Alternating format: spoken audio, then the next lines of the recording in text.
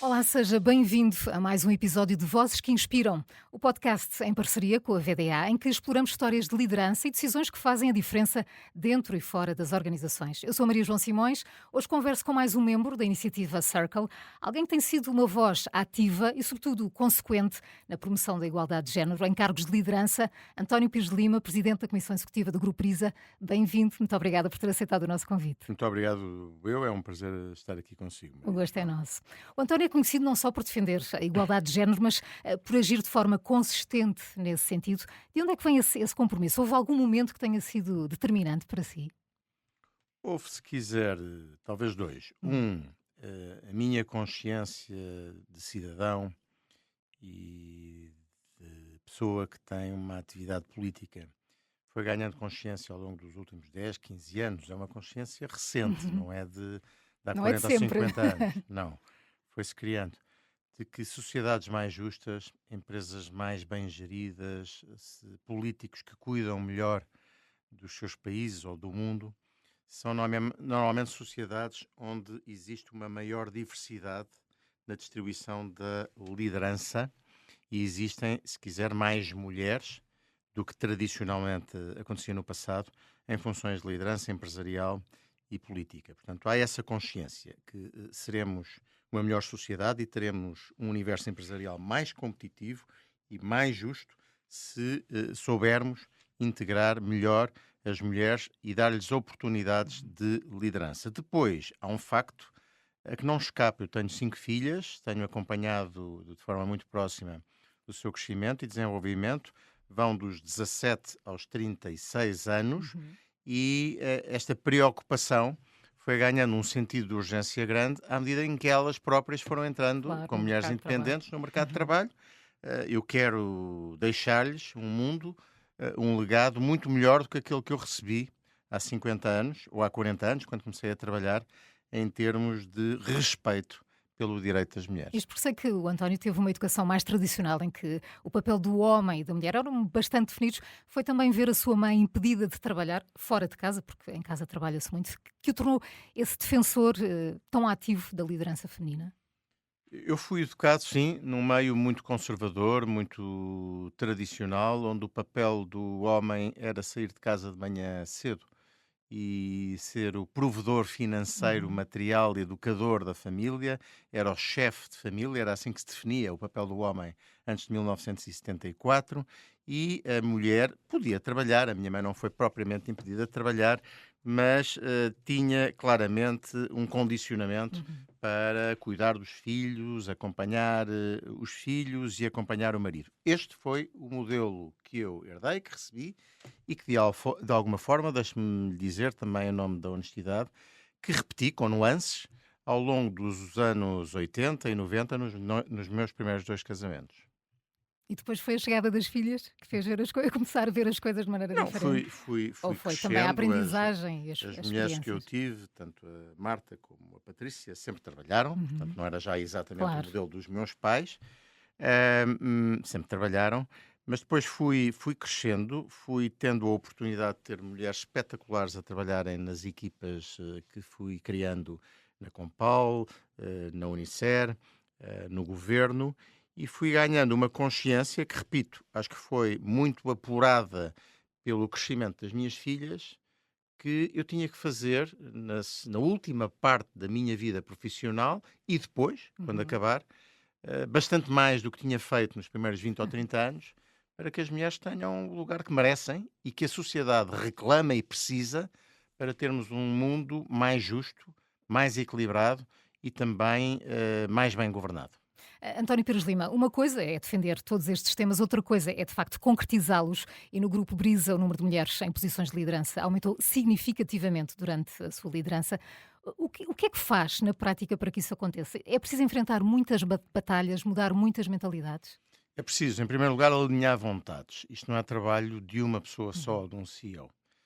Aquilo que eu fiz quando cheguei à Brisa é que constatei que, de facto, havia esse gap, havia muitas mulheres de qualidade a trabalhar no grupo mas menos a chegarem a funções de liderança. Nunca tínhamos tido uma mulher na administração e havia, por exemplo, no núcleo de top management, dos 30 principais quadros dirigentes, apenas 3 mulheres. Portanto, eu conversei muito com os meus colegas da Comissão Executiva, com os membros dos quadros dirigentes e, sobretudo, com os acionistas, para perceber se, de facto, não devíamos criar outro tipo de visão em termos de liderança feminina na empresa. Disso resultou uma estratégia de diversidade, equidade e inclusão, onde este tema também estava incluído, um conjunto de objetivos e que têm vindo a ser sistematicamente superados. Nós, em 2025, terminámos 2025 com cerca de 33% de mulheres em funções de quadros dirigentes, quando eram 10 quando eu entrei, e o nosso objetivo começa a estar muito próximo, já em finais de 25, daquilo que era a visão que nós tínhamos para o final da década. E se não considerarmos só os lugares de topo, mas outras funções de liderança dentro da empresa, nós temos neste momento na Brisa já cerca de 40% das funções de liderança ocupadas por mulheres, quando do total da nossa população, 39% são mulheres. Portanto, há uma equivalência muito grande.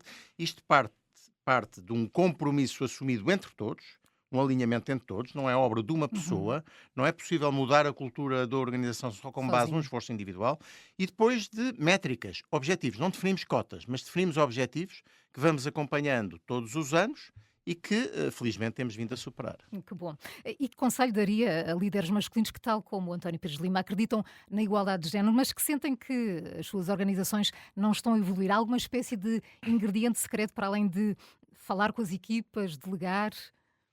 Olha, eu creio que é preciso encontrar aliados.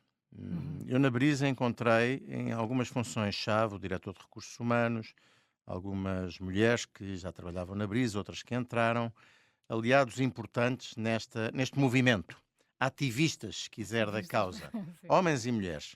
É muito importante que haja homens que abracem a causa e deem o exemplo. E que ajudaram com ações de formação, com talks, a puxar pelo potencial das mulheres. Depois nós temos de dar o exemplo, porque há muitas vezes, digamos, uma cultura oculta dentro das empresas que mesmo quando as mulheres estão ao mesmo nível dos homens, os homens têm muitos séculos de experiência para saber calar as mulheres, não é? Para se decidirem coisas importantes quando as mulheres não estão. E combater isso é difícil. No final do dia de trabalho, etc. E, portanto, estabelecer mecanismos de trabalho e de tomada de decisões onde as mulheres não sejam excluídas. E depois, repito, este tema das metas é muito importante. Se não existirem compromissos, se não existirem objetivos quantificados, nós nunca sabemos se chegamos lá. Claro. E, portanto, aquilo que não se mede realmente não tem grande consequência. E eu penso que foi um elemento fundamental na estratégia da Brisa, definir objetivos a 2, 3 anos e depois haver um acompanhamento sistemático do cumprimento desses objetivos. António Pires de Lima é também reconhecido por ter uma forte capacidade de delegação, algo que nem sempre é fácil para quem lidera. Como é que se desenvolve esse estilo e se supera o receio de delegar? O estilo de liderança tem que estar adaptado às circunstâncias das equipas que encontramos, que vamos desenvolvendo e também dos momentos que a empresa vive. Eu tenho, de facto, essa fama de delegar muito e gosto de a ter, porque corresponde a um estilo de liderança que eu privilegio, mas em muitos momentos da minha vida, olha, ainda recentemente, quando tivemos que gerir aquela crise na A1 para a resolver rapidamente, o estilo tem que ser Por causa diretivo. das tempestades, não foi? O estilo tem que ser diretivo, o estilo tem que ser mais unipessoal muitas vezes. Agora, em situações normais de programação daquilo que é a visão estratégica da empresa, de trabalho normal, eu gosto de trabalhar com pessoas em que confio, gosto de trabalhar com pessoas que nas suas áreas são melhores do que eu, nunca tive medo da qualidade e, portanto, se eu me rodeio dos melhores, não faz sentido nenhum que depois não lhes dê poder. Claro. E dar poder às pessoas é permitir que elas desenvolvam ao máximo o seu potencial, que elas se testem nas suas capacidades, nas suas responsabilidades e, nesse sentido, estejam muito mais motivadas e felizes com aquilo que fazem. Portanto, eu sou um grande fã de me rodear de grandes equipas. Se sinto que tenho pessoas que não me convencem na minha equipa, substituo-as. Mas quando estou convencido com as equipas que tenho, eu gosto de delegar poder, de delegar responsabilidades, de dar autonomia e depois, semanalmente, em conversas one-to-one, também semanalmente, ir acompanhando a evolução das coisas. Sei também que é um apaixonado por golfe e que Sou. encontra paralelos entre o jogo e a liderança. Que aprendizagens é que o golfe lhe trouxe enquanto líder? Há alguma situação no campo que se pareça com o que vive numa organização? Olha, o golfe é um desporto que as pessoas julgam, e talvez seja, pelo custo que tem, algo elitista, Uhum. mas nos dá enormes de lições de caráter. Em primeiro lugar, exige uma persistência, uma resiliência para se poder começar a praticar e a jogar bem, com prazer, enorme. Até se atingir os resultados, não é? É preciso É persistência. preciso, é preciso gostar muito e querer muito jogar golfe durante 1 ou 2 anos, até um dia irmos para o campo de golfe e sentirmos algum Uhum. prazer. Portanto, exige de facto uma persistência, uma resistência e depois um fator que os gestores com um poder muito novo, como foi o meu caso, muitas vezes precisam: humildade. Nós levamos banhos de humildade todos os fins de semana, porque eu só jogo aos fins de semana, quando vou para o campo de golfe, porque o jogo está sempre a surpreender-nos com aspectos que nós não controlávamos e, portanto, temos de testar a nossa humildade e o nosso autocontrole quando as coisas nos correm mal, sistematicamente. E isso tem sido muito importante, confesso-lhe, Uhum. para a minha vida profissional, porque eu também lhe posso dizer que com 30 anos, CEO da Compal, não era a pessoa mais Mais humilde do humilde. mundo e não lidava muito bem com a frustração de, às vezes, as coisas não correrem exatamente como eu queria. O golfe tem-me ajudado. E tenta passar também isso às gerações mais novas com quem trabalha? Tento passar estes valores, mas não convenço ninguém a jogar golfe, porque isso é mesmo uma decisão muito individual. Mas sim, Mas em termos de humildade? não, estar disponível sempre para aprender. Hum, não ter medo de errar e crescer com os erros. O erro é uma oportunidade enorme de Uhum. crescimento. Hum, Pormos sistematicamente em causa, mesmo independentemente do nosso estatuto. Eu acredito muito, sou um grande believer no desenvolvimento pessoal das pessoas até morrerem. Eu próprio, aos 60 e tal anos, continuo a fazer muitas ações de formação, avaliações de 360 graus. Este mês vou recomeçar a aprender francês, porque me interessa. Isto é, eu acho que nós, espíritos inquietos, temos essa oportunidade, Uhum. que é crescer e desenvolvermos enquanto pessoas e tornarmos melhor pessoas até ao dia que isto acabe. E esse é um espírito que eu gostava de deixar às pessoas que estão comigo, na minha família, e também às pessoas que todos os dias trabalham no Grupo Prisa.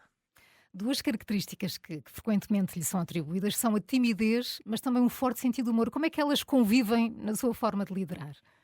A timidez, É uma defesa?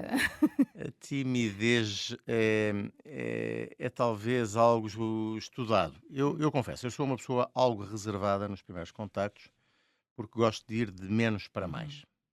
Não gosto de dar demasiado espaço e depois de ter de cortar esse espaço.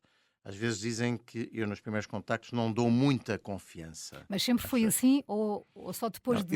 eu era uma pessoa especialmente feliz e sociável quando era criança. Tive uma fase na adolescência onde, por dificuldades de relacionamento pessoal, nomeadamente com mulheres, tive uma educação um bocadinho lixada nessa matéria, passa a expressão. Ganhei grandes timidezes, mas ao longo da vida, até pelas funções que fui desempenhando, pelo gosto enorme que tenho em comunicar, em partilhar, essa timidez foi completamente lançada para trás das costas. Era impossível eu ter tido sucesso como CEO desde os 30 anos e na vida política que tive, se não tivesse um gosto Ultrapassar, enorme em claro, trabalhar com claro. pessoas. As pessoas são a minha energia todos os dias. Agora, dito isto, é verdade que há pessoas que dizem que eu, pelo menos no primeiro contacto ou nos primeiros contactos, sou algo reservado, não sou muito expansionista. E essa é uma característica pessoal que eu tenho, mas que parece não me tem impedido de ter feito uma vida O que tenho profissional feito, não até é? agora muito feliz e de adorar trabalhar com pessoas. Importa dizer, portanto, que não é impossível conciliar timidez e Eu liderança. sou um falso tímido. E com esse sorriso disse tudo. António, ao longo desta conversa falou de convicções, mudança e impacto real nas organizações. Que mensagem gostaria de deixar a quem nos ouve sobre o papel que cada líder pode ter na construção de organizações mais equilibradas, mais inclusivas? Olha, nós vivemos num mundo, o mundo atual, de lideranças de homens fortes, machos alfa, que nos deixam a todos muito inquietos, pelo menos a mim, frustrados, atónitos. E já no passado tivemos fases da história da humanidade, nos anos 30 do século passado e outros, no princípio, no final do século XIX, em que as coisas estiveram assim. E, portanto, eu estou preocupado, mas acho que cada um de nós, na sua esfera de responsabilidade, no seu grupo de amigos, na sua família, nas instituições que serve, tem a oportunidade de fazer diferente. E através do exemplo, contagiar aqueles que estão à nossa volta para um caminho, nas nossas organizações, nas nossas famílias, naquilo que depende de nós, um caminho diferente, um caminho de esperança, um caminho mais inclusivo. Eu desejo muito nesta fase da minha vida ajudar, sobretudo, as mulheres a terem maior poder nas empresas e na política, porque acredito muito que um Portugal, empresas portuguesas, um mundo com uma maior presença de mulheres na liderança política e na liderança empresarial será um mundo melhor para as minhas filhas e para as minhas netas, até por uma circunstância que eu acho que compreendem bem. As mulheres não mandam os filhos das outras para a guerra com a facilidade com que fazem estes machos alfa. António Pires de Lima, gostei muito de conversar consigo. Obrigada pela partilha. Obrigado, eu. Foi mais um episódio do Vozes que Inspiram, um podcast que conta com convidados do Circle, uma iniciativa da VDA. No próximo episódio vou conversar com Maria João Carioca, co-CEO da Galp. Conto consigo. Até lá.